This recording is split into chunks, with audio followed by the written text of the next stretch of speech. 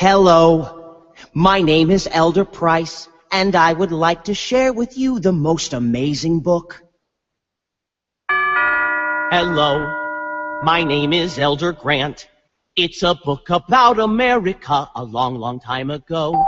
It has so many awesome parts, you simply won't believe how much this book can change your life.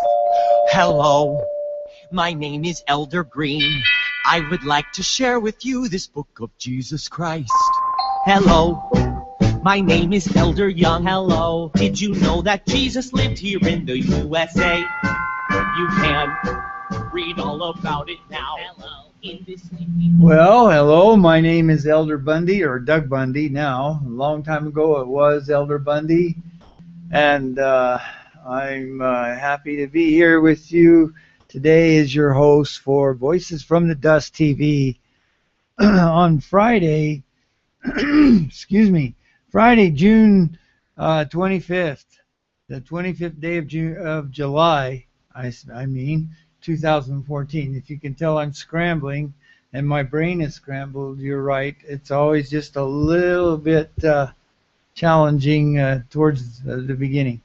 But anyway, again, I am your host for Voices from the Dust TV for Friday, the 25th day of July, not June, 2014.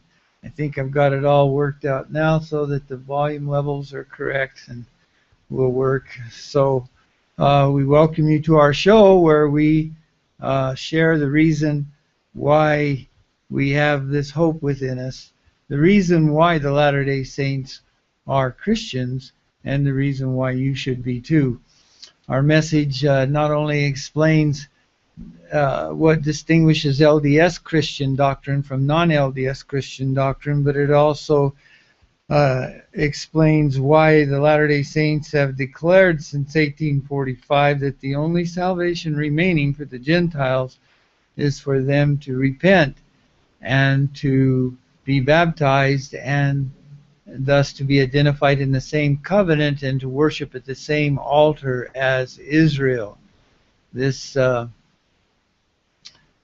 becoming more and more clear as time goes on, and we're trying to make it clear in our show here, which we've been doing now since 1845, since last August. So we're coming up on a year, and we are making all those past episodes available on our website, voicesfromthedust.org. That's voicesfromthedust.org. You can go there and click on the menu item TV, where you can watch the program live, or you can click on one of the links provided for our YouTube channel, our Google Plus page, and even our Facebook page, which are all titled Voices from the Dust.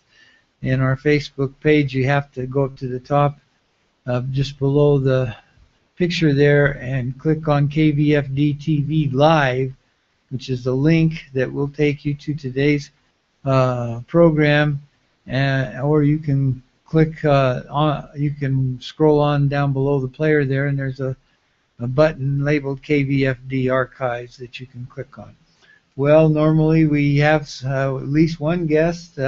Today it looks like we don't have any, so we'll get right to our Whispers from the Ground, or Out of the Ground, and that's taken from chapter 15 of the book of Mosiah. If you've been following along with us, you see that this is a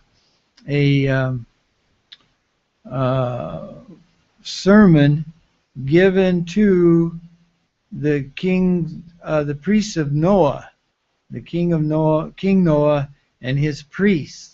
And so Mosiah, yesterday we saw quoted Isaiah 53 for the most part, and now he's going to expound on that in this. So first of all, we'll pull it up there and share it so that we can follow along the text while we play the audio.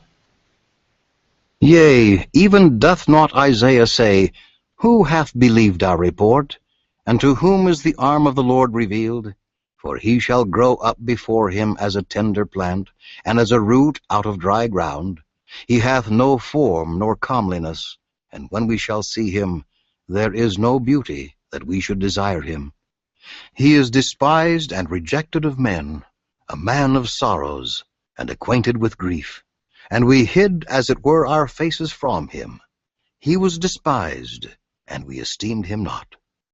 Surely he has borne our griefs, and carried our sorrows. Yet we did esteem him stricken, smitten of God, and afflicted. But he was wounded for our transgressions, he was bruised for our iniquities. The chastisement of our peace was upon him, and with his stripes we are healed. All we, like sheep, have gone astray. We have turned every one to his own way, and the Lord hath laid on him the iniquities of us all. He was oppressed, and he was afflicted, yet he opened not his mouth. He is brought as a lamb to the slaughter, and as a sheep before her shearers is dumb, so he opened not his mouth. He was taken from prison and from judgment. And who shall declare his generation? For he was cut off out of the land of the living. For the transgressions of my people was he stricken. And he made his grave with the wicked, and with the rich in his death, because he had done no evil, neither was any deceit in his mouth. Yet it pleased the Lord to bruise him. He hath put him to grief. When thou shalt make his soul an offering for sin, he shall see his seed. He shall prolong his days, and the pleasure of the Lord shall prosper in his hand. He shall see the travail of his soul, and shall be satisfied. By his knowledge shall my righteous servant justify many, for he shall bear their iniquities. Therefore will I divide him a portion with the great, and he shall divide the spoil with the strong, because he hath poured out his soul unto death. And he was numbered with the transgressors, and he bore the sins of many, and made intercession for the transgressors. Now, yesterday we talked about how this was interpreted by the Jews, the unbelieving Jews of today, who do not want to accept that Jesus Christ would have been the Messiah, showing actually that this part of Isaiah 53 is really referring to the suffering servant, which is the house of Israel, and not to a man, although it's very, very difficult to see how they could make that case with a straight face. This is very clear here. But what they say is, well, this is the only place really that says that in all the scriptures, so it's not really consistent with the other prophets. They didn't make that same case as Isaiah does. So they get out of it. But it's very, very clear here. I was thinking this is when Abinadi would launch into his sermon there before the King Noah and his priest, but actually this was the second part of Isaiah 53. So next week we'll start probably with Abinadi's actual sermon after he reads this passage to King Noah and his priest. Let me see. Yeah, so then he begins to ask, ask them if they understand these things. And anyway, it's going to be quite a deal.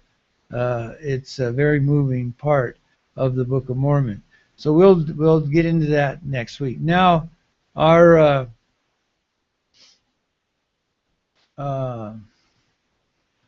next feature is our situation update, where we update our awful situation. And for those who may be newcomers, that refers to our situation as described by the prophets, by the voices from the dust in the Book of Mormon, where they talk about how these secret combatants who are out to take over the world will get above us, and that we're not supposed to suffer them to get above us, because if they do, the results are going to be horrible, essentially, paraphrasing them. So we talk about that awful situation on our situation update page. I'll share that with you.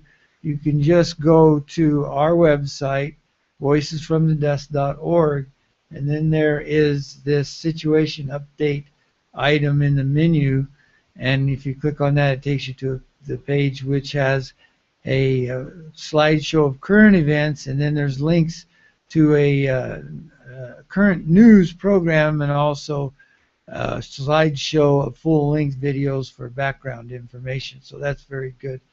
And we encourage you all to do that because it takes some real effort to get up to speed to what our real awful situation is, and we're now going to hear some clips from W, the Intel insider, who explains the New World Order's intelligence from his point of view and recent experiences. So we got a lot of that to listen to. He appeared last night on the Hagmann and Hagmann Report again, and it was pretty much 2 hours of his summing up the situation that we're in, and especially this 3-week period that we are now in, where he is calling it a pivotal moment for hinge moment, I think, as he calls it, for our awful situation. And it happens to coincide with a week of the Bohemian Grove insider meeting going on there, and the horror that all, with their cremation of care rite that they go through, and all of that is explained by Alex Jones. It's very grim, but that's not the only place. They have groves all over the country, all over the world, where many horrible things are going on. But let's play that clip now. We've got about 4 of them, so we'll play the first one here. That 3-week period is a foundational period. What happens in both the Jewish calendar and the Satanist Illuminatus calendar is foundational. Everything builds off of that. It's like when you build a house, you pour a foundation and then you build everything on top of it. What you're seeing happening in the Ukraine, what you're seeing happening on the border to the south, what you're seeing happening in Gaza, what you're seeing happening in North Africa, what you're seeing happening in the BRICS agreements, is the completion of the pouring of the foundation on which everything will be built for these next several years. All the events that are about to explode on us over the next several years build off of what is going to have occurred and is occurring over this 3-week period right now. And if I can, the Bohemian Grove, where the rich and powerful of the nation and of the world come together to worship the devil, just plain and simply stated, started on July 8th and it ends on July 27th. Is there a correlation between their ritual and the explosion of things in the news that we've seen happen? Well, certainly it's relevant. And there is a certain decisiveness to their actions that, you know, there's some commemorative things that occur that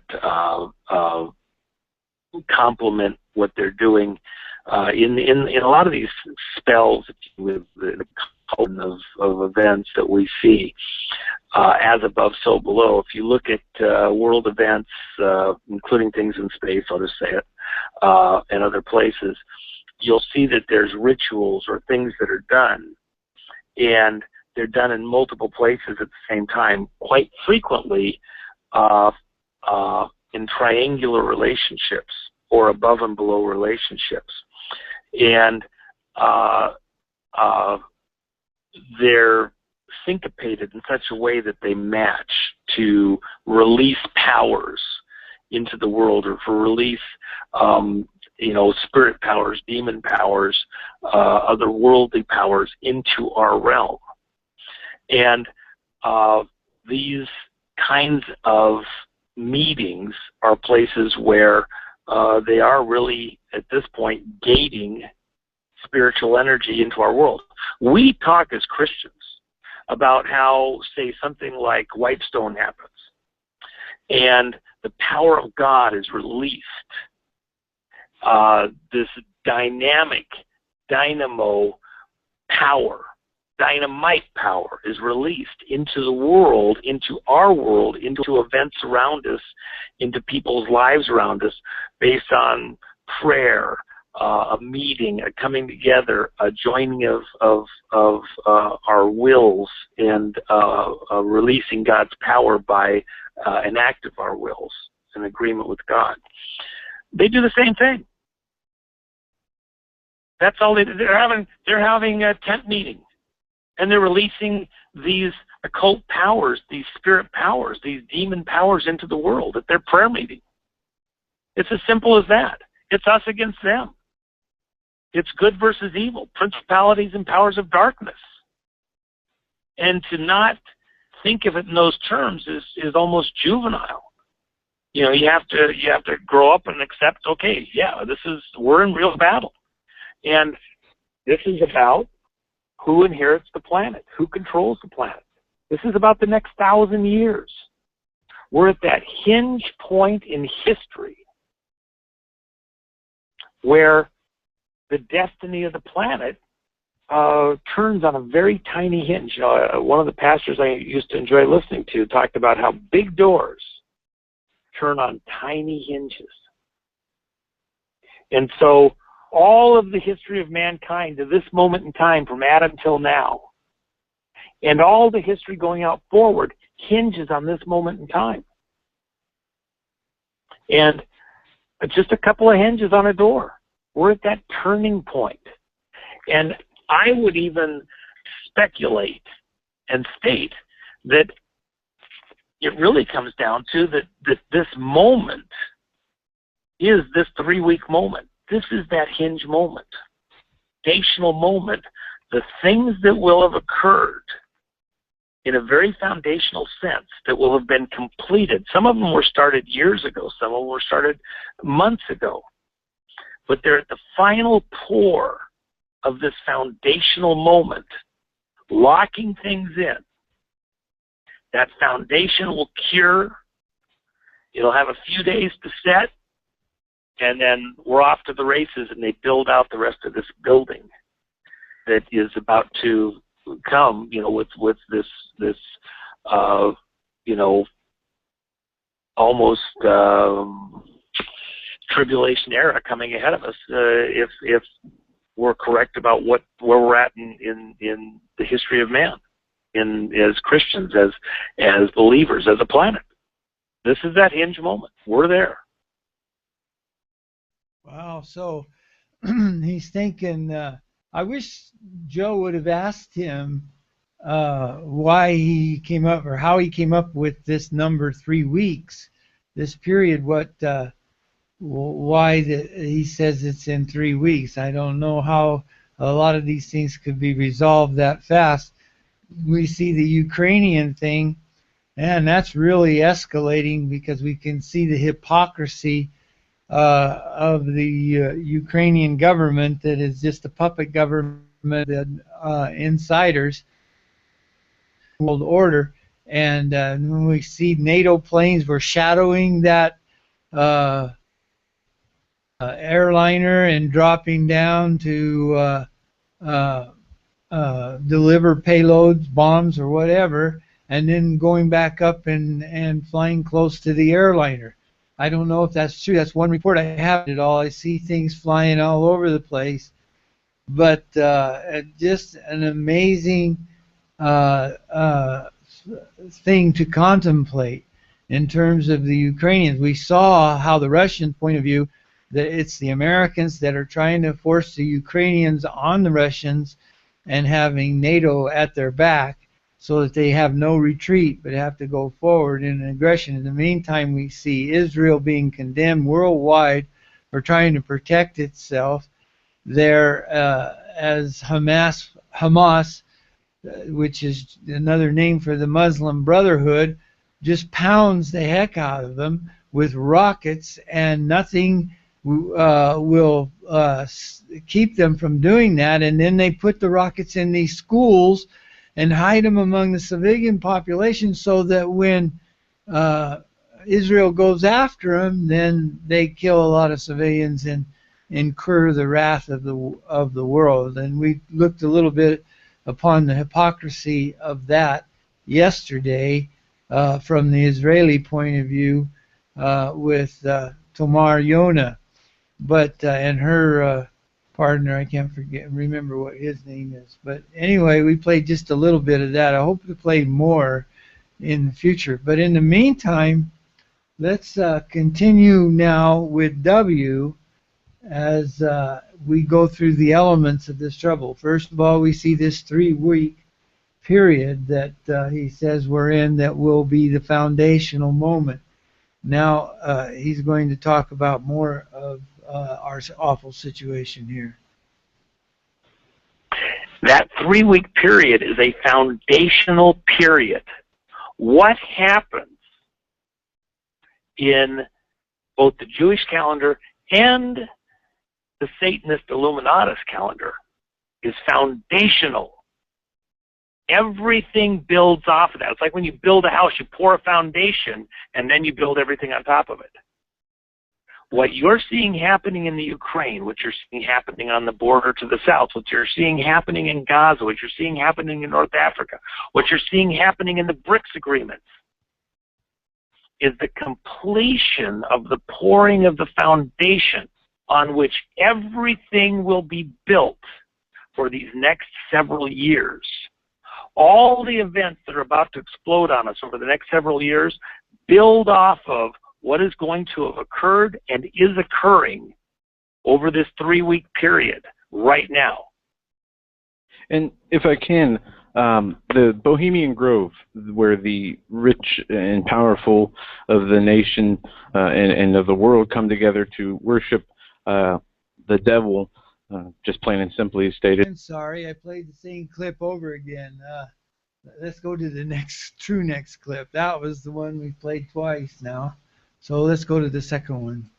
Well, I think the only way to understand where Putin, how we got here, is in the context of Syria. The Arab Spring, the efforts to create a wave or momentum that would culminate in this change of government, change of persons at the helm in these governments across North Africa, Tunisia, Egypt, Libya, and also going down into North and West Africa, and up into Syria, ultimately designed to culminate in the overthrow of Assad, which did not occur.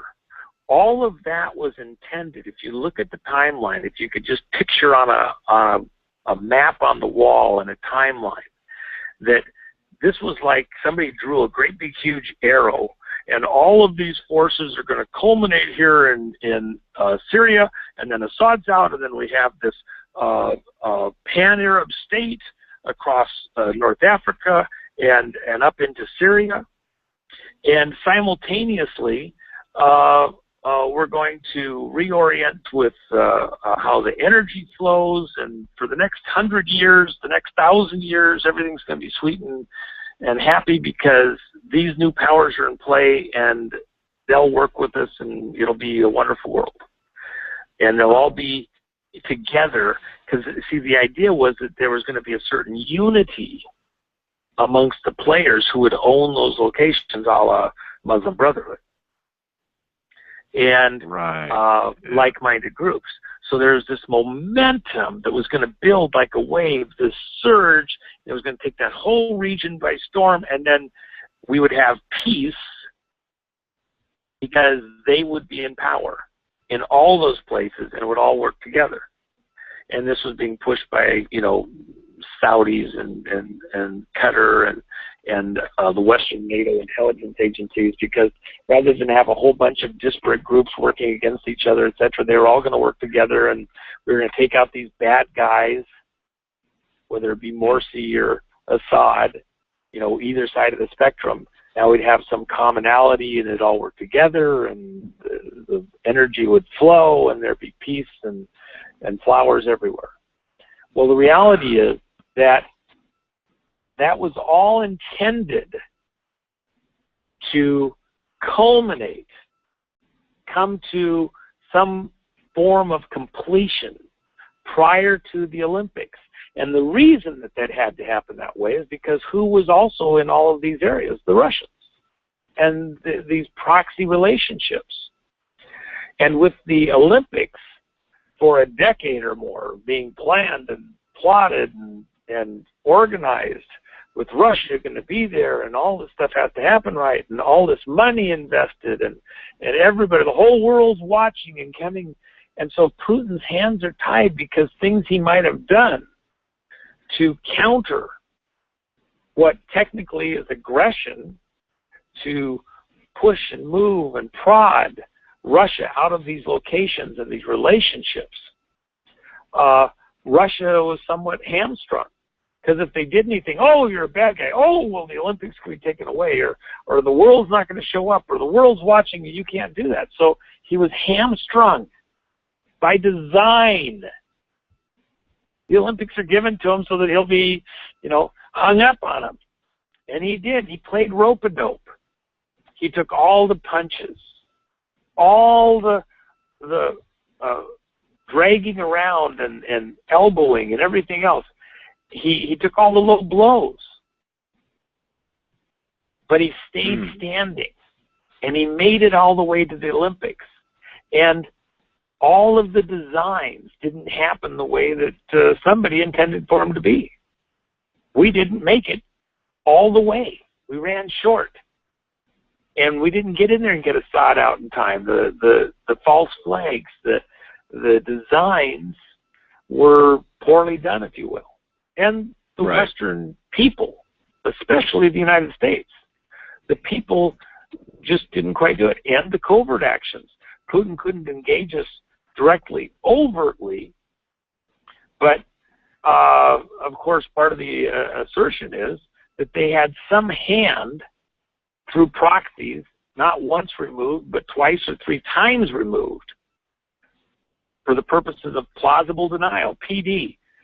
Pay attention, certain people. Yes, PD, plausible denial. It's part of the way the game's played. Spy versus spy. Get over it. The way it's done. Okay? Plausible denial. You want all your plausible denial. Okay, you want a plausible? Okay, plausible denial. You don't want to say that's what happened? Okay, fine. You got your opinion, I got mine. I happen to have things to back up my opinion a little better than I think your facts back up your opinion. You want to argue over it? I'll have a private conversation. I'm glad to have the conversation. You want to have a conversation? Let's have a conversation. If you just want to tell me what you know happened, well, that's not a conversation, especially when I don't have facts to back it up. And I got the facts to back it up. So let's have a conversation, and we'll do it nicely, privately, and we'll have a nice drink. But in the meantime, for whatever reason, Benghazi happened. Whatever reason on the planet, it happened. And because of Benghazi, and because of certain flares that went up in the air from somebody, the word went out, there's more going on here than just a little riot in the street. And you need to open your eyes up, look around the neighborhood, and realize what the franken crap was going on here. And it wasn't all unicorns and bunny rabbits. Okay? And you don't have to be a rocket scientist to realize that. Yes, there was a whole bunch more going on here. In fact, so much more going on here, it's unbelievable. Now, because of Benghazi, the timing got mucked up. Yep. And the people were paying a little closer attention. If you hadn't had Benghazi, we might very well have got sucked right into Syria, right on time, and Assad would be out. Why? Because we'd have U.S. troops on the ground there, all Iraq or whatever. We'd be fully engaged. We'd have engaged those people before the Russians got their SA-400 missiles in there, after the Franken little mortar thing over the border into Turkey, supposedly by Assad, which turned out to be FSA, and the gas attacks, which could have been, you know, a different kind of gas, which, by the way, came out of North Africa. Yes, I know Gaddafi only had mustard gas. You want to have that conversation? We'll have that conversation. Give me a break. Juvenile. Yeah, and later. I don't want to go into it too much further, but the point is, guys, we would have been in Syria, but people suddenly were going, what the heck? What? What happened? And what was going on? And then some of our military people, wait a minute, whoa. I don't want to get sucked into this on a, you know, we need to think about what's going on here. Think again. So with that in mind, Syria didn't happen on time. For whatever reason, divine intervention, alien intervention, happenstance, somebody tripped on the carpet, whatever it was. I don't care what the real reason was. We didn't end up getting into Syria on time. Putin was able, by hook and crook, happenstance, whatever reason it was, not to have to, you know, lose Syria, lose that toehold, and he stayed up through the fight, took a couple of hard blows, stayed up through the fight, made it to the Olympics, which is, as you referenced, I said, look, he's going to play rope-a-dope right at the Olympics. You get to the Olympics, you were right. Long before the Olympics. Yep. I said, as soon as the Olympics are over, maybe even before they're over, he is going to drop the gloves, and it's going to be a bare-knuckle fight. But it's not just a bare-knuckle fight, it's a cage fight. Everything's legal. And by the way, what's the thing about a cage fight? They close the door, lock it, you're stuck in there with them till somebody's gone, out. That's a cage fight. You can't get out of the ring till somebody can't get up. What do you think we have in the whole Mideast and Ukraine? It's a cage fight. We can't extract ourselves. We can't back out. We can't back down. We're locked in. And he's dropped the gloves, and he's going to use whatever means he has to stay alive. Why? Because Putin and Russia are flat ass up against the wall. So that's why, you know, they're taking away the dollar. But this really gets complicated because it's the W that actually reported our own administration saying they were going to kill the dollar. And remember how much he was railing about that.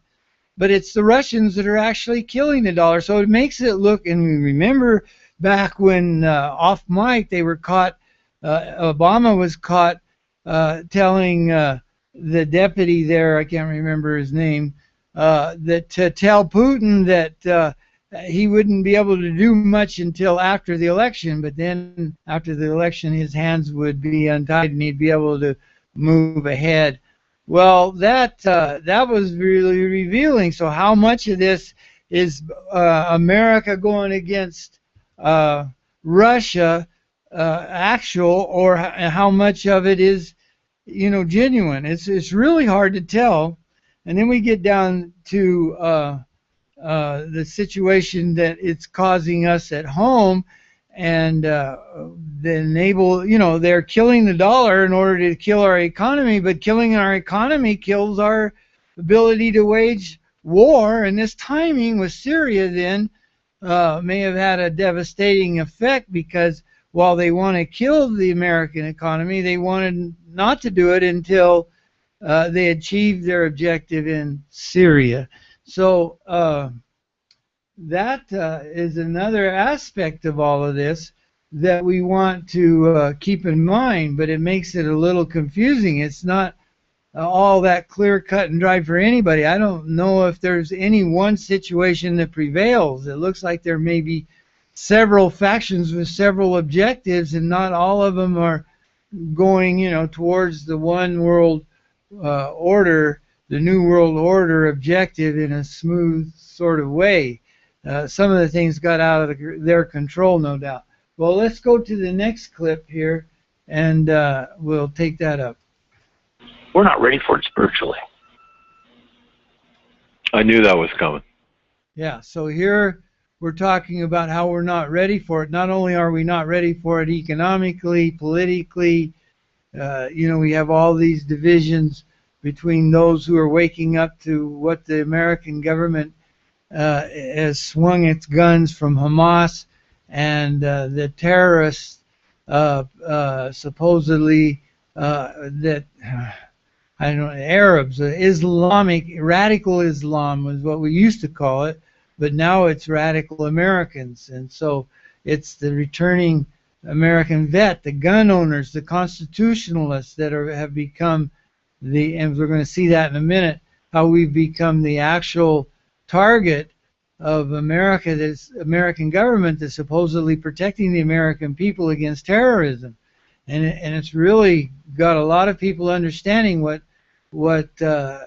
how awful our situation is, and they're waking up fast. And so maybe that's why we got this 3-week period that W is talking about.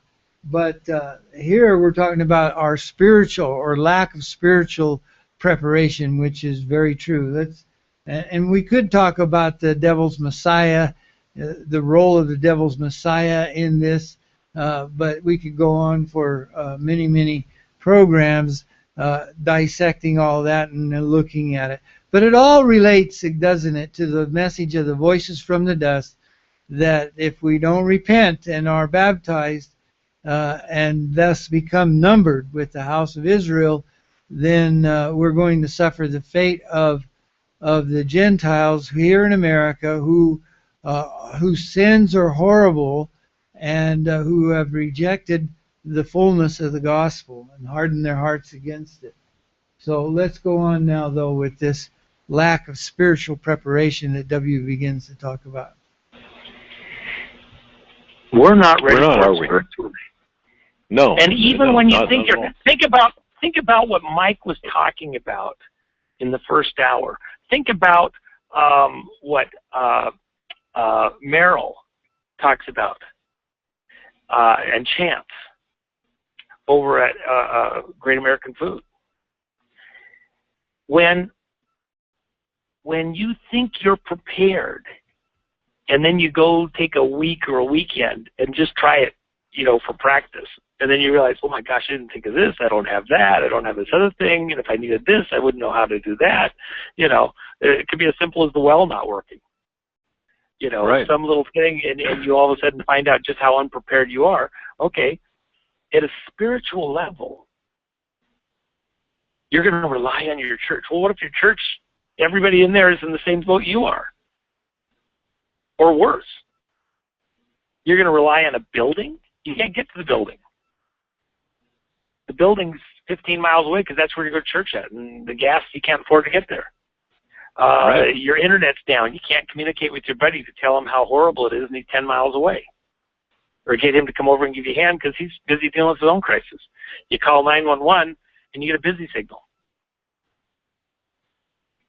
You call 911 spiritually, and you haven't talked to God directly because you talk to God because you hear him from the pastor. You haven't even gotten to where you deal with God directly on a daily basis. You don't even know where in his word is the scripture that applies that jars the right thought in your mind, because you're not engaging God directly. You're doing it through edifices, through filters, through people.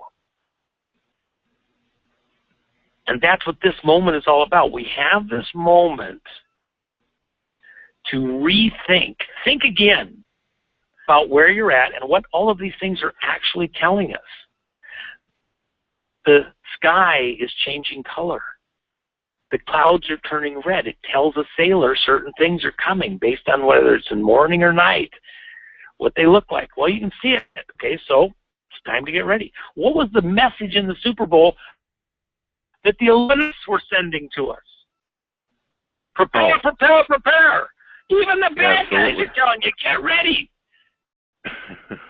Okay? Even the bad guys are telling you to get ready.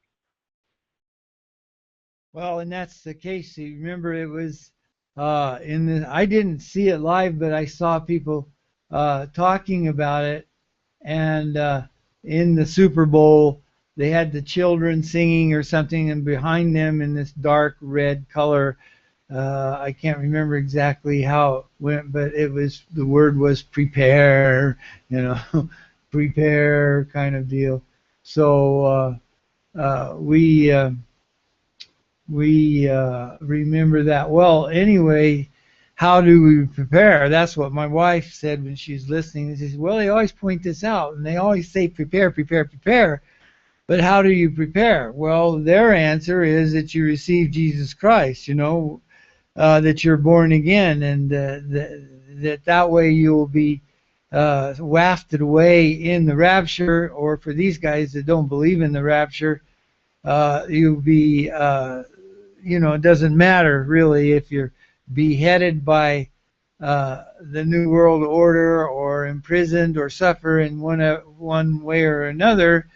It doesn't matter because you're saved. So that's the important thing. Get your spiritual house in order, and don't think that you're going to be able to remain as a normal human being when all this stuff comes down without Jesus Christ. And they're right in that. But what we have to get out on the table is the message of the voices from the dust, that they can't reject the fullness of the gospel and consider themselves saved. It's just not possible. And we'll get more into that in a minute, but let's listen to the last clip here. So you got to look at what the other side's doing and anticipate. Try to understand ahead of time and get ahead of the play. And that's all we're talking about with your audience.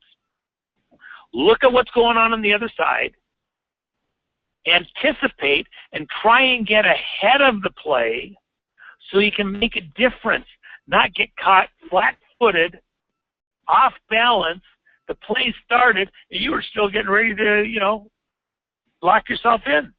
Get ready for it. It's already gone past you. That's all we're doing. That's all your show's about. We're trying to give people a little bit of an edge, a little bit of a heads up to get ahead of it, to not get flat-footed like the next-door neighbor, the guy they work with, their brother-in-law, who, oh, yeah, I've heard about that. Yeah, whatever.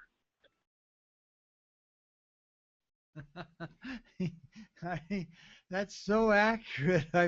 I've heard those words before. Oh, whatever.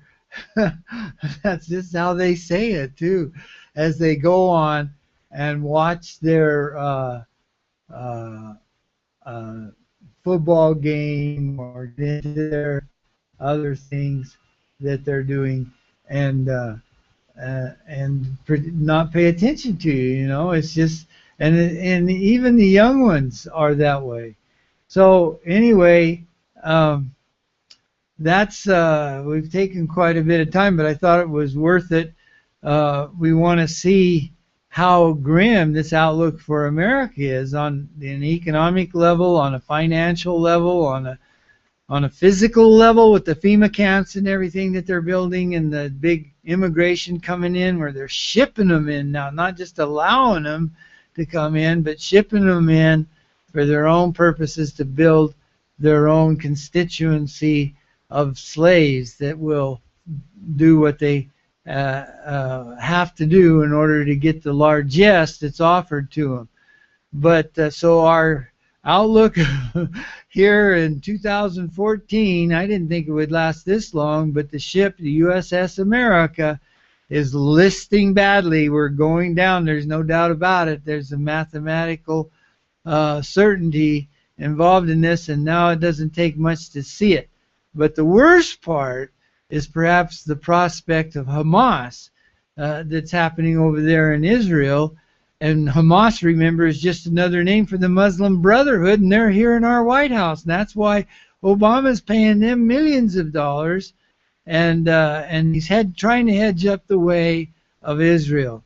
But they've taken over now in Iraq, and they'll soon probably take over Baghdad. But in Mosul, the second biggest city in Iraq, they have decreed that all women, we're talking about 4 million women there, must undergo the genital mutilation of this awful thing called a religion that they adhere to.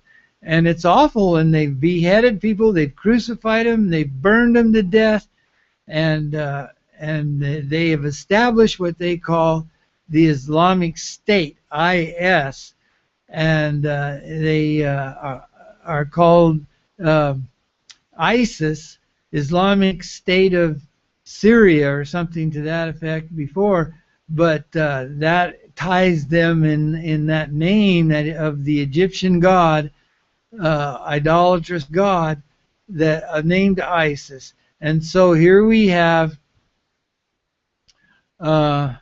these people seriously imposing satanic rule of the Sharia law and whatever else it is that they're doing over there. But they're in the American government. So I'm going to play a few clips along that line so you can see. Now, they're video clips, unlike the V clip here. So let me first start with this one, the Ambassador Ron Dermer here on CNN. And he's from Israel, the Israeli ambassador, and he is making it very clear that the American press is extremely biased, and he's showing how here on this show. So let me try to get that going here. Israel's ambassador to the United States. I don't know how much I can lip sync them, but it probably won't have to too much. Ron Dermer. And Ambassador Dermer, thank you for being with us tonight. Obviously, this is what happened here is horrific, and we don't yet even know the scale of how many children may have died. Initial reports indicate that at least 16 are dead, and the initial reports that was that this attack had come from Israeli tanks. As you know, the Israeli military has said it may have come from Hamas and a rocket which misfired. Do you know at this point? Do you have any more certainty? No, I don't know, but I do know who's responsible for it, and that's Hamas, because they're using schools as weapons depots, and I think it would be a disservice to your viewers for a reporter from Gaza not to mention that in the last week we had 2 different UNRWA schools where we had actually rockets found in the schools and handed over to Hamas. I also think it's a disservice. These are 2 different UN schools, you're saying? That's correct. That's publicly available information. It's kind of an important fact for your reporter to mention. And in addition to that, he may have wanted to mention a statement that was made not by the Israeli ambassador, not by the spokesman of the IDF, but by the UN Secretary General yesterday. And I want to read you what he said yesterday, not last year, yesterday. He said this: the Secretary General is alarmed to hear that rockets were placed in an UNRWA school in Gaza and that subsequently these have gone missing. He expresses his outrage and regret at the placing of weapons in a UN-administered school. By doing so, now listen, Aaron, exactly what he says. By doing so, those responsible are turning schools into potential military targets and endangering the lives of innocent children, UN employees working in such facilities, and anyone using the UN schools as shelter. This is yesterday. Do you not think that it's relevant to report on CNN that the Secretary General of the United Nations yesterday warned against the use of UN schools and shelter for rocket missile depots of Hamas? And Ambassador, it is relevant. And let me ask you this, because of what you said. But Aaron, I've been listening for 2 hours of reports on CNN. I have seen split screens, horrible pictures that any decent human being would be horrified by. I have not heard a single person say what I just said to you now. And I think that that does a disservice to your viewers to not give them the context they need to make these judgments. Hamas is placing missile batteries in schools, in hospitals, in mosques, and there must be outrage by the world at Hamas to end this. But Ambassador, there is also this, which is, and this is the latest information we have, which is that Israel You did reach out to the UN 3 days ago. You told them to evacuate the school because of exactly what you just said. That's right. But here's my question, and the reason that we're showing these pictures, because these are dead children. Would Israel have taken the time to confirm that those children were out of the school before you fired? Send someone in to look? Or do you think it's okay that you issued the warning and then just went ahead and fired? Well, I think what you just problem. I think you have no basis for making the statement that you just made. Of course we wouldn't fire directly, but I don't know what happened in that school. What I understand is we gave people days to get out of that area. This is in the northern Gaza Strip. There's a good chance that it may have been a Hamas rocket that hit it. I don't know if somebody fired, a Hamas fighter fired directly from that school at our military who's operating there, and then we responded to fire. I don't know the facts. I do know children. I don't blame the media. Don't get me wrong. I'm not blaming the media for showing the picture. What I'm blaming the media is for not connecting the dots. The dots point to the responsibility of Hamas for using schools as weapons depots and caches for Hamas. It's unacceptable, and the outrage of the world has to be turned on Hamas. This is the Secretary General of the United Nations speaking yesterday, warning that this could happen. All right, Ambassador Dermer, thank you very much. Well, and see, well, we understand that, but, you know, it's just incredible. The fact is, the media is owned by the same people who own the White House, and the White House has Idumea in it, the Muslim Brotherhood, along with the residue of the heathen. Now, the residue of the heathen are what W's talking about. But here, when we're talking about Hamas, which is the Muslim Brotherhood, we're talking about the other constituency of the White House, the Muslim Brotherhood, the Arabs there. So we see how both sides are bad news for the United States. Now, I remember we played clips showing that the Muslim Brotherhood was in the White House, but I want to reiterate that, so we're going to play that clip again. I think if it's not the same clip, it's one similar to it. So let me try. You were saying. All right, here we go.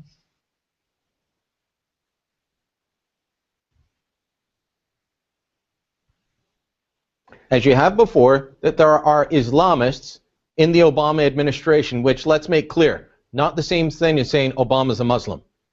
No, not at all. I don't think Obama is a Muslim. I think Obama is an agnostic who pretends to be Christian and Muslim at the same time, but that's a completely different discussion. Islamists in the White House, explain what that means, because when I tweeted out your story the other day and said you've got to see Tarek's video, people were saying, oh sure, now you're claiming he's a Muslim. So, but you're saying, no, he's got advisors that are on the wrong side. Oh, yes. It's not just that. He's appointed one gentleman who's American ambassador to the Organization of Islamic Countries, Rashad Hassan, who is clearly on the side of Islamist organizations in the United States. And you only have to go to the record before 9/11. After 9/11, a lot of these guys sort of tuned in a little bit and were able to fool white, guilt-ridden liberals, and who can't understand, but they can't fool people like us who followed them and tracked them for the last 40 years. Rashad Hassan is there. The other woman who was part of the White House Advisory Committee that sent President Obama to Cairo, where he put Muslim Brotherhood folks in the front row, that's Dalia Mujahid. Yeah, I was going to say, Dalia, what's her last name again? Mujahid. Mujahid. Okay, yeah, which so means someone who this woman was brought in to do what? She was a fairly senior role in the White House, correct? She was the senior most Muslim advisor. Okay, so this is the woman that says you need to go and assure the Muslim world everything's fine, go to Cairo and give a speech, and we all remember that speech, but you picked up on something that I didn't, and that was the placement of where the Muslim Brotherhood was, the guys that are now in charge, the guys that Obama told us not to worry about. Well, those are the guys that Obama's security advisor said was secular, and we all know that they are Islamofascists. They would, as I said, slit my throat without batting an eye. These are hardcore jihadi Muslims, and someone sympathetic to them was advising Barack Obama. So there are other people. There's Professor Al-Hibri, who's on or Barack Obama's Committee for Religious Minorities or something of that sort.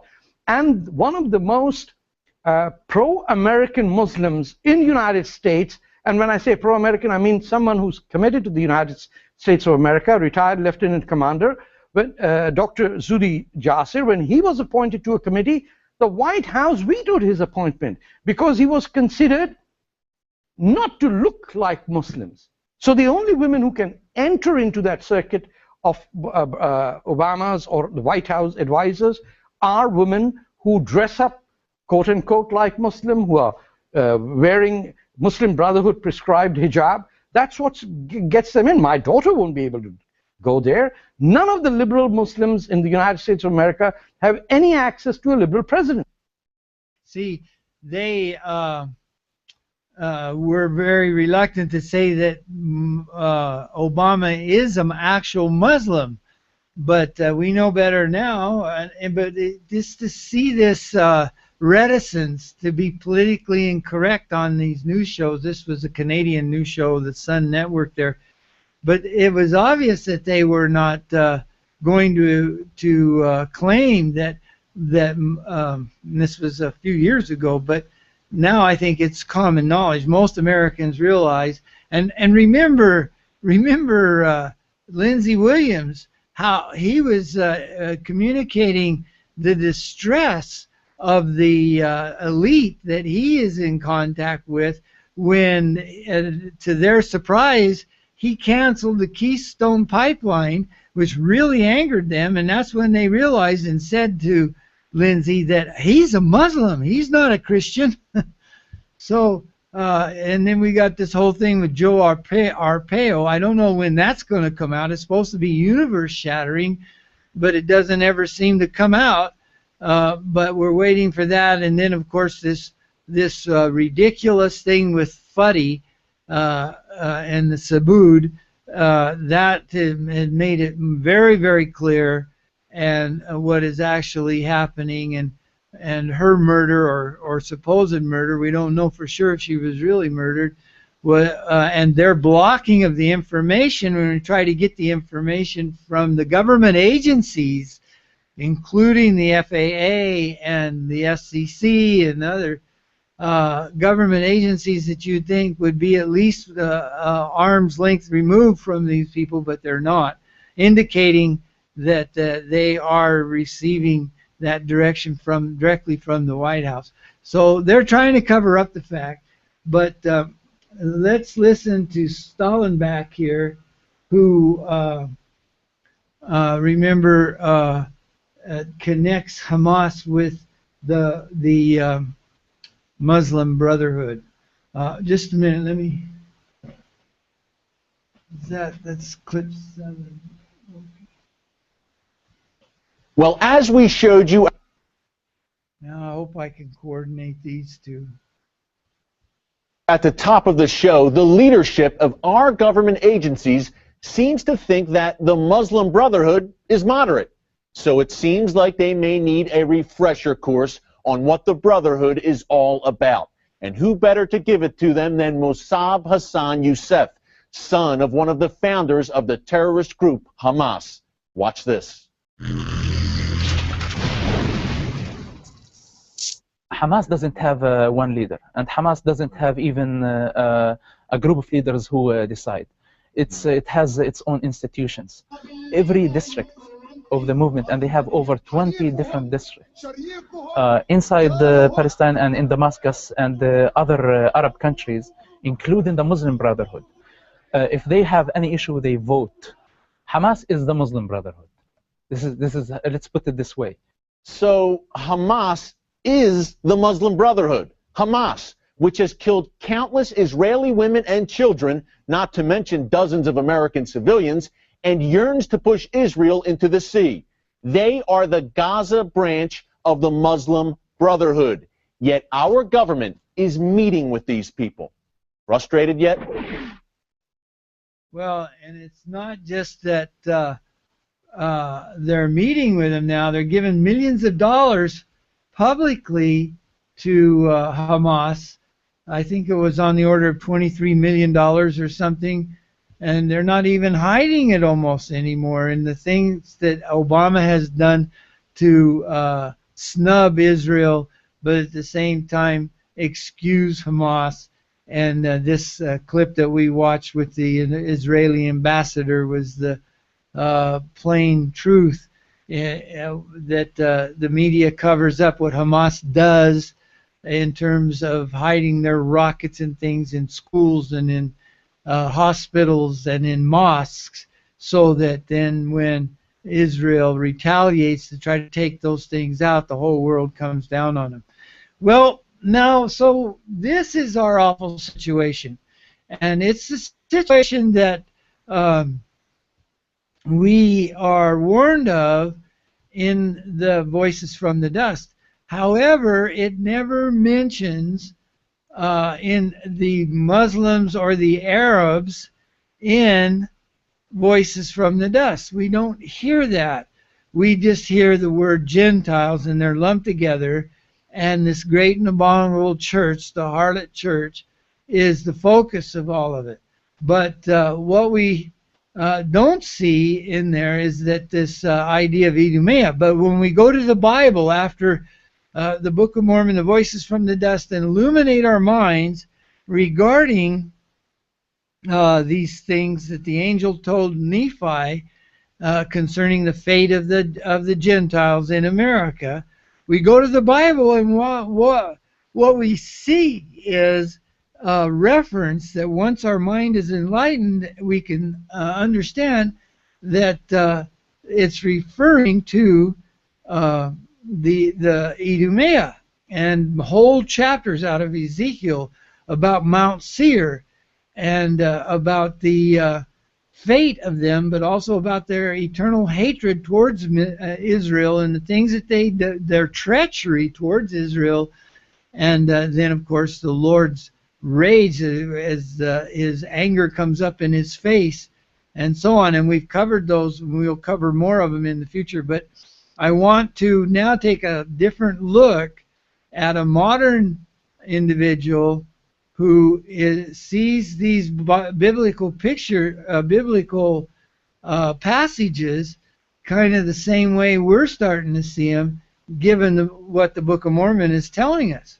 So it's very interesting to see that same thing, because now we're starting not only to see the Antichrist in terms of the Muslims, but we're also seeing this the whole thing of the Battle of Armageddon, which everybody always considered to be taking place there on the plains in Israel, and even though it was very difficult to understand how that would happen, and it may be, but now we can see that the Battle of Armageddon, where the Lord destroys their armies that come against Israel, may be actually played out in America, and it may be that the Basra that we're talking about, where the Latter-day Saints, where the Lord says he will assemble the house of Israel in Basra, which is the capital of the Idumea, you see,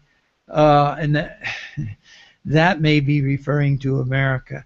And so the whole scene switches to not exclusively America, but a great deal of it, whereas without the Book of Mormon, people are asking, where's America in the prophecy? We don't see the role of America. And suddenly we see it in a huge way. So anyway, let me try to play this last clip, and we will try to coordinate it here as well, but here we go.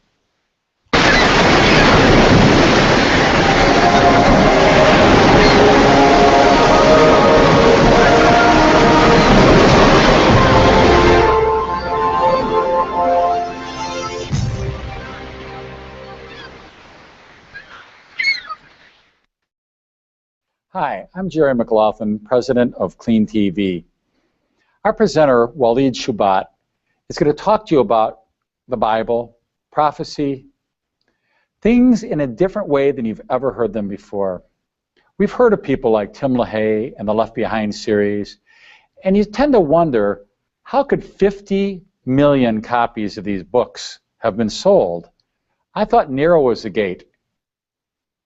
The interesting thing is, most things in life don't have 100% of truth with them. And a lot of these things we've heard before about the rapture, the tribulation, etc., there's a lot of truth in it. But I challenge you to listen to what you're about to hear and see if you've ever heard truth like this before.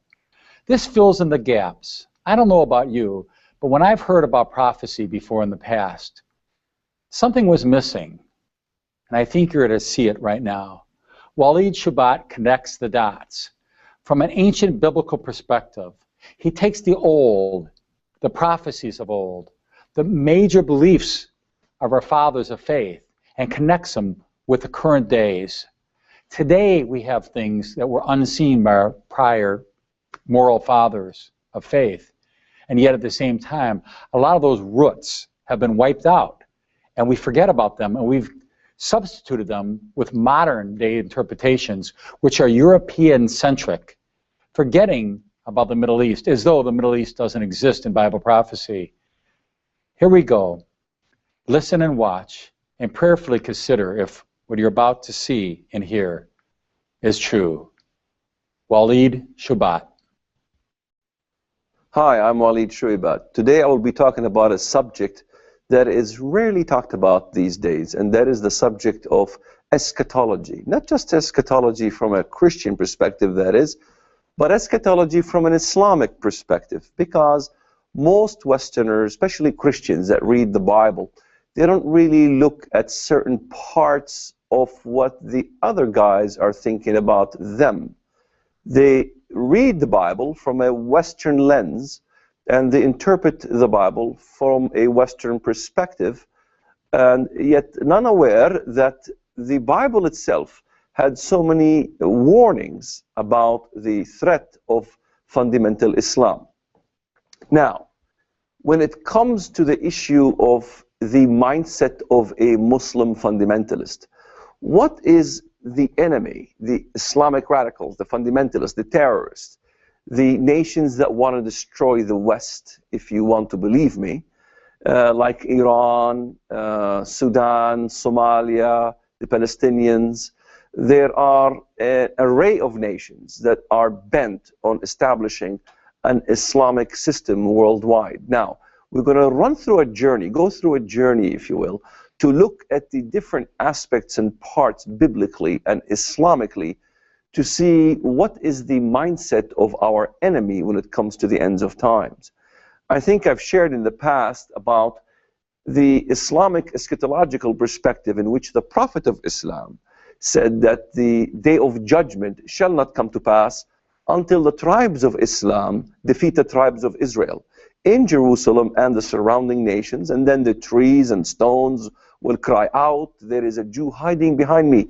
Come, O Muslim, come and kill him." This is the solution to the Jewish problem from an Islamic eschatological view, and that is the world will end when the Islamic nations surrounding Israel will attack Israel and basically destroy all the men. Of course, the women be taken as concubines in this case.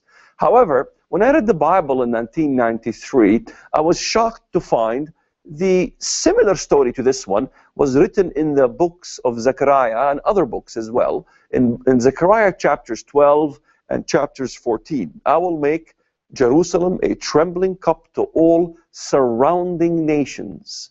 The houses will be rifled and the women ravished. And then it talks about the continuation of the story. The outcome of this battle will be the victory of Israel through the Messiah who will come and aid the Jewish people and destroy the surrounding nations, which, by the way, when I was Muslim, I learned that these nations basically are Islamic nations coming against Israel. Now, how in the world did Islam have the same story in Islamic eschatology that was written in the Bible, yet Muhammad talked about it, yet the outcome of the battle is the victory of Islam? Once you begin to parallel all the different stories in the Bible regarding the ends of times, you will find parallels of these same stories in Islamic eschatology, with the outcome of the battle giving the victory to Islam. I was shocked when I read Zechariah, Amos, Joel. In fact, in Joel chapter 3, it says clearly regarding the judgment of the nations coming against Israel. And in Joel 3, it says, I will gather all nations into the valley of Jehoshaphat, and then I will enter into judgment there with them. That's the Messiah. That's God Almighty coming in the flesh to judge the surrounding nations. I will judge them there on the account of my people, my heritage, Israel, whom they have scattered among the nations. They have also divided up my land. I was very shocked to read the division of the land of Israel being mentioned in eschatological references in the Bible. Because all my life as a Palestinian, as a Muslim radical, I wanted nothing but the eradication of Israel and the establishment of a Palestinian state. We seem to have succeeded somewhat, because today the whole world is focused on creating a Palestinian state. This is why it's very crucial to think about this whole issue of which you support, either the establishment of a Palestinian state if you are pro-Palestine, or the establishment of a Jewish state if you are pro-Israel. So we have a division, if you will, that the Bible, calls that this division between these nations is as nations that supported the rights for Israel versus the nations that wanted to condemn and destroy Israel. In fact, when you begin to compare these eschatological Islamic views, you will find that the Prophet of Islam even declared that at some point in time there will be a war with the Muslim world coming against Israel that comes from the area of Khurasan. This is the Arabic word for Persia, and coming alongside with Turkey in an alliance of Islamic nations coming against Israel to destroy Israel. In fact, the Prophet of Islam says every Muslim must join this battle, even if they have to crawl on snow. While these Islamic references regarding a culmination of a battle of Muslim nations coming on Israel might seem to be strange to many in the modern West. However, the problem arises that when you examine eschatology and books written by modern Bible teachers, you will find that many of these references to Muslim nations don't much exist in their writings. In other words, the Western books that regards prophecy are usually Eurocentric. They believe in a view that when the Antichrist comes, that he comes from the European Union, if you will, and he comes leading a coalition of European countries coming to fight the state of Israel. However, there is a problem with this view, because if we examine the Bible, we will find that the majority of the Bible, when it comes to nations being referenced in the Bible in literal form, we will find out that most of these nations, or even all of them, are today Muslim fundamentalists. In fact, I have created 3 challenges for any of my Western friends to examine to see whether I am right or whether I am wrong. And here are the 3 challenges. Challenge number 1. Did the Western scholars, or did Christian scholars of traditional times, like the church fathers and old interpreters of Bible prophecy, interpret a Eurocentric view when it comes to the ends of times? Maybe if we examine some of these, we'll find out that the modern interpreters have missed out on a huge amount of information that's been given to us in the past. People ask me all the time, because I believe in an Islamic view, in an Islamic-centric view, that these nations that comes against Israel are mostly Islamic nations, even including this whole issue with Antichrist coming from Europe. I don't agree with, and I will attribute the Antichrist coming from the eastern parts of a revival of a Roman Empire. Some people might object. I like to use an argument that I have seen that Jesus have used in the past. Whenever you take the ways Jesus did things, he always challenged issues with asking questions. They have asked Jesus one time, the Pharisees, when they gathered together and came and asked him, by what right do you speak these things? By what right do you claim to be Messiah? And he referred them to John the Baptist. And he asked them a question. Was John the Baptist from God, or did he speak on his own accord? Had the Pharisees say that he spoke in his own accord, well, the crowds believed that John the Baptist was a prophet. The Pharisees would have been stoned. Had they said, well, John the Baptist was a prophet, well, Jesus said, well, he pointed to me as the Messiah. So this is what I call question Jesus style, or checkmate Jesus style. And may I ask the same question? By what right did Martin Luther, who wrote about Islam being the embodiment of the beast system? Sure, Martin Luther did teach that the Catholic Church was the harlot of Babylon, but he also said that the physical beast of the Bible, that regarding the Antichrist, it really is the body of Islam. It is the nations of Islamic nations. It's a culmination of Islamic unity coming against Israel. Almost all of the traditional interpreters of the Bible included Islam being part of the Antichrist and being even the beast himself. In fact, if we examine even Calvin, John Calvin taught that Islam was the advent of Antichrist. If we examine Sir Robert Anderson, who unlocked the 70 weeks of Daniel in his fantastic book, The Coming Prince, he even said that when we examine the revival of the Roman Empire, we must concentrate on the eastern parts of the Roman Empire, that is, Egypt and Turkey, not Rome.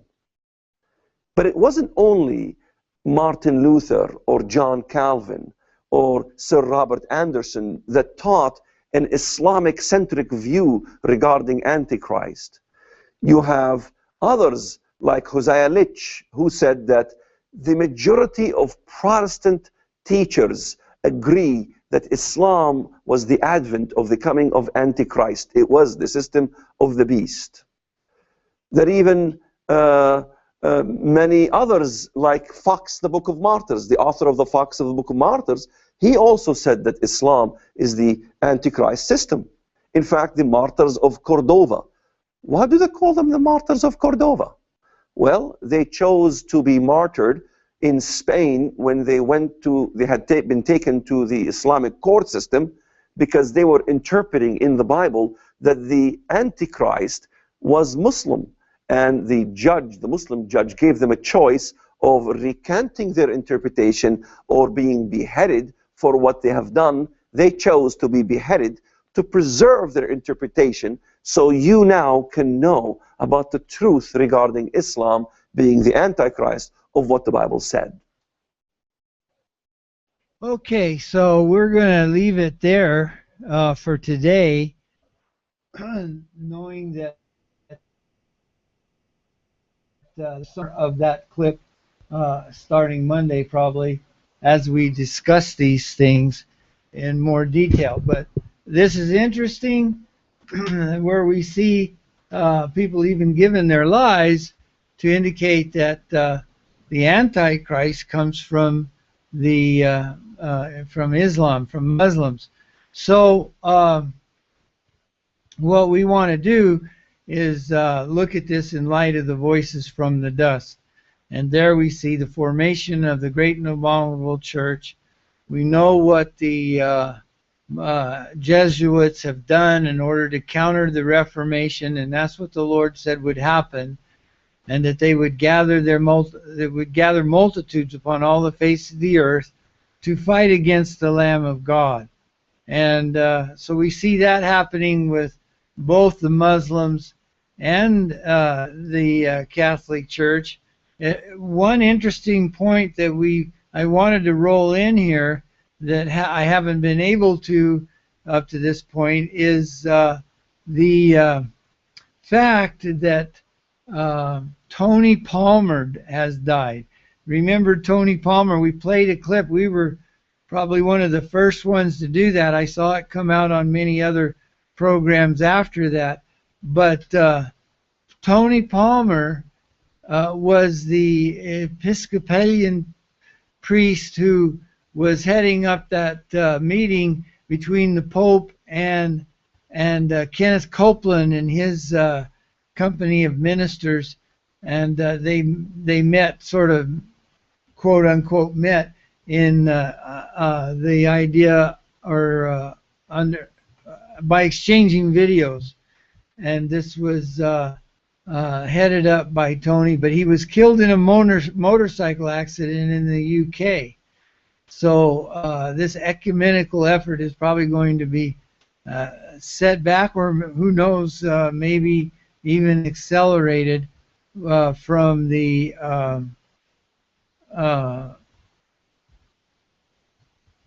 fact that he died, and they could maybe use that to gain more momentum and sympathy in this effort. I don't know, but that was very interesting, and we need to look then at some of the things that are happening. Brannon House, for instance, has had several shows showing how this just before Tony's death, this effort to celebrate America was going on. I think it just finished here last Sunday, I believe. I'm not sure of the date, but anyway, that was a big meeting by Rodney Howard Brown, and we saw how he was part of the Kenneth Copeland. In fact, some of the clips we played, he was in a Kenneth Copeland meeting where they were actually speaking supposedly in tongues, and when it was slowed down, you could hear what they were actually saying, and it had to do with prayers to Lucifer and everything. It was really awful. But oh, there's my brother Roy back on. Yeah, I assume that you get knocked off somehow inadvertently. Is that true? Yeah, I'm in the VA because I got a rash all over my body, so I'm getting some medication for it.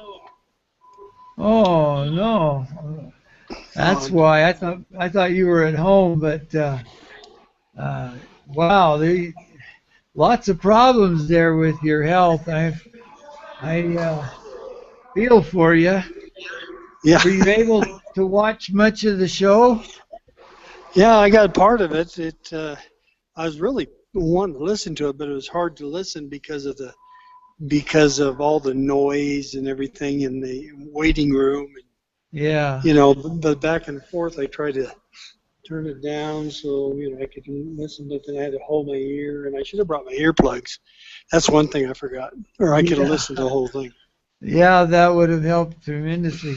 Well, essentially, we're just seeing these two threats to the American people, the Gentiles in America especially, but in the whole world really, where we have the residue of the heathen represented by the threat that W is outlining here, the W, the intelligence insider that appears from time to time on the Hagmann and Hagmann Report, and then also by Idumea. And just as we read in Ezekiel chapter 36 verse 5, they have both appointed, that is Idumea and the residue of the heathen, have appointed the Lord's land unto themselves with the joy of all their hearts, and with despiteful minds to cast it out for a prey. And so we've talked about that.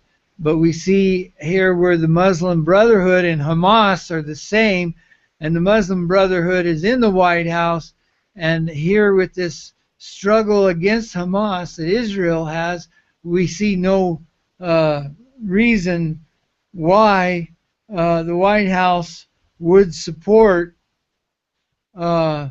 Israel. And of course that's not what they're doing, including the coverage that we've seen of the media that is trying to turn the opinion of the world against Israel when really they're defending themselves.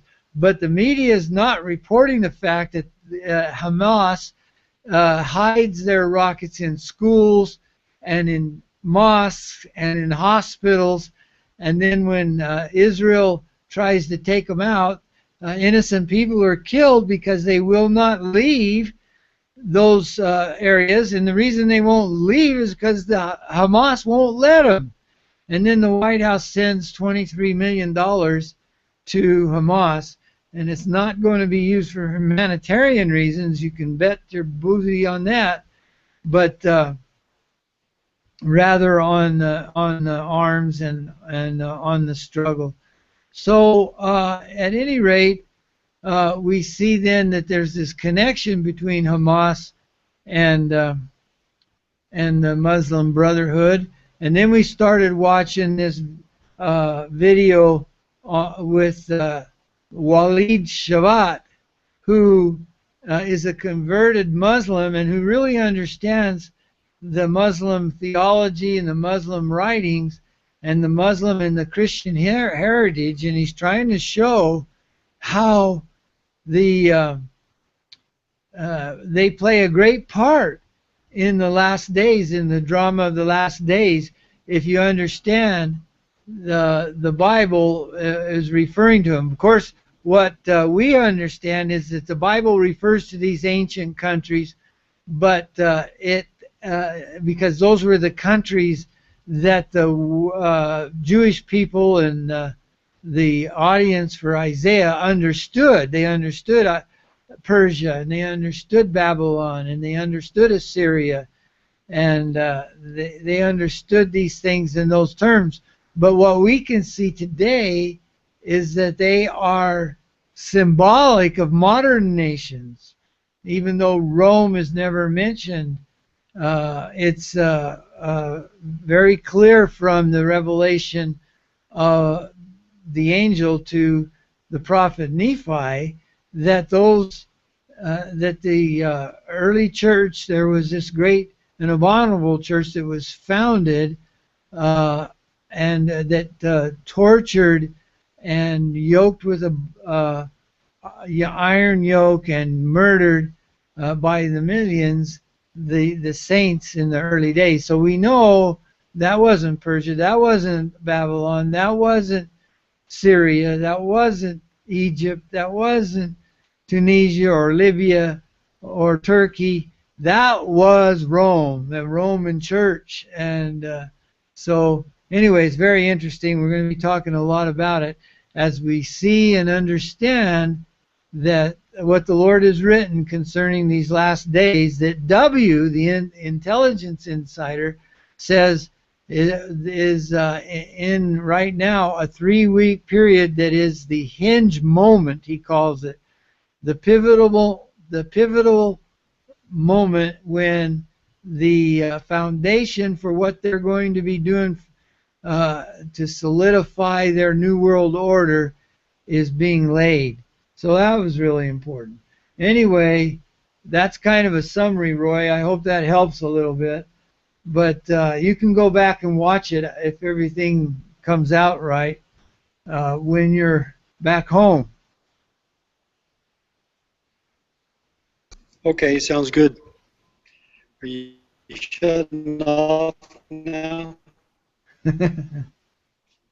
Yeah, I think we're just about through, unless you had some comments to make that you wanted to share with everybody about all this.